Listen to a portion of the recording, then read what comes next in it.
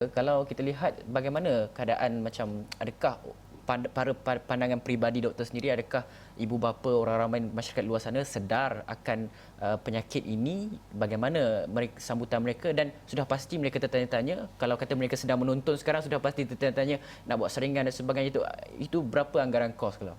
Okey, ada 3 soalan kat situ. Banyak. Satu-satu, doktor. Saya jawab satu-satu. Okey, soalan yang pertama. Alamak, ulang balik. Soalan yang pertama adalah kesedaran masyarakat sekarang ni pada pandangan peribadi doktor macam mana? Okey, sebenarnya saya rasakan kesedaran dah semakin tinggi. Di kedua-dua pihak, maksudnya dari segi petugas kesihatan dan juga masyarakat. Sebab kita aktif dekat social media dan kita aktif juga pergi buat awareness campaign dekat hospital-hospital Kementerian Kesihatan Malaysia dan teaching hospital. Jadi bilangan rujukan kes telah meningkat. Maksudnya orang dah start fikir kalau nampak pesakit datang, jangkitan kuman berulang ataupun jangkitan kuman yang opportunistik, orang akan start, adakah ini bukan hanya orang kata kebetulan, mungkin ada benda lain. So orang dah start rujuk lebih banyak. Ini termasuk kes di kawasan-kawasan pendalaman Sabah Sarawak dan sebagainya. Apa namanya, lagi satu kita giat juga melalui usaha sama dengan MyPOP. MyPOP ni adalah Persatuan Pesakit Primary Immunodeficiency Primer Malaysia. Kita memang ada persatuan yang dipelopori dan di empowered oleh pesakit-pesakit PID kat Malaysia, dan kita start buat macam Facebook Live, campaign, kita terangkan.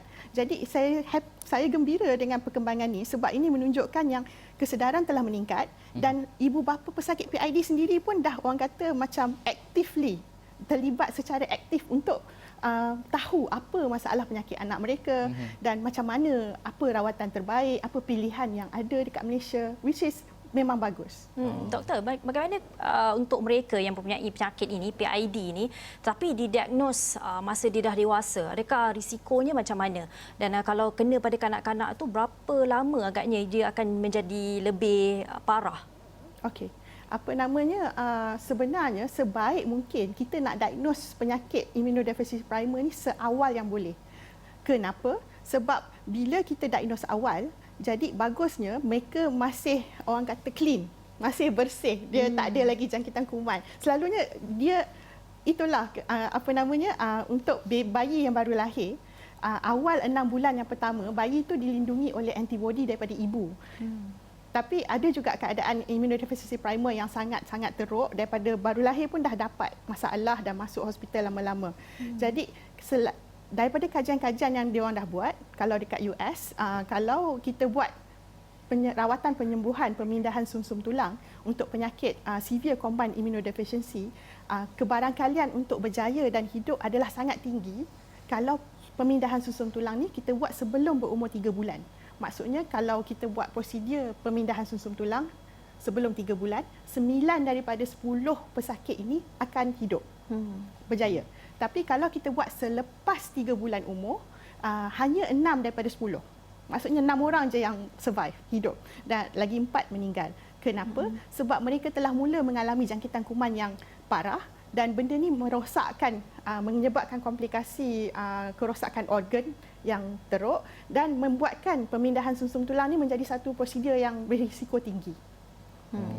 Doktor, tadi doktor ada sebut mengenai kita sebenarnya ada dalam masyarakat tapi kita punya diagnosis tidak jalankan dengan begitu berkesan ke, macam mana tadi yang menyebabkan kita kurang macam penyakit itu dah ada tapi kita detect lambat dan sebagainya kan. Tadi doktor dah cakap mengenai cara kita diagnose dan sebagainya. Sekarang ni adakah berbeza dengan berbanding dahulu? Adakah kita lebih senang dan juga cepat untuk kesan penyakit ini daripada awal?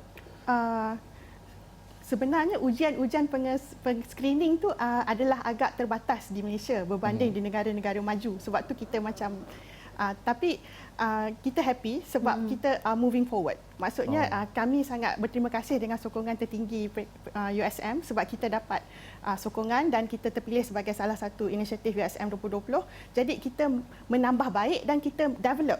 Kita orang kata membina ujian-ujian lagi yang lebih banyak dan lebih spesifik di IPPT. Jadi dan yang paling saya happy kita ada diagnose satu pesakit PID iaitu chronic granulomatous disease pada umur 7 hari. Maksudnya this apakah kes ini yang orang kata kes kejayaan yang paling bagus lah, sebab dia didiagnose awal pada umur 7 hari lahir dan dia mendapat bone marrow pemindahan sumsum tulang pada umur 3 bulan, 4 bulan. Dan sekarang dia alhamdulillah dah macam 5 bulan selepas transplant dan dia alhamdulillah sihat dan bagus berbanding dengan kes-kes lain yang kita dapat lambat.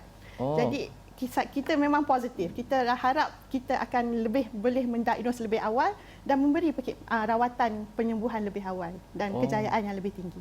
Okey, jadi kalau kata seorang bayi itu dia baru lahir, kalau kata ada masalah, pegawai kesihatan akan terus dapatkan kes, dia akan rujuk terus, ini membuatkan proses itu jadi lebih cepatlah untuk nak detect ke ataupun doktor ada cadangan ke macam mana kita nak pastikan bahawa kes seperti 7 hari dikesan ada PDI ni dapat kita, orang kata dapat kita lebih baiklah keberkesanannya, dapat kita rawat dengan lebih cepat dan sebagainya. Ada cadangan daripada doktor untuk kita buat penambahbaikan. Kod-kodlah kena buat PDI sebaik saja bayi lahir seluruh Malaysia ke macam mana? Actually kalau tengok di negara-negara maju, mereka telah mula membuat newborn screening. Maksudnya mereka telah menyaring semua bayi-bayi baru lahir untuk penyakit severe combined immunodeficiency. Untuk makluman, severe combined immunodeficiency ni adalah jenis PID yang paling severe, paling teruk.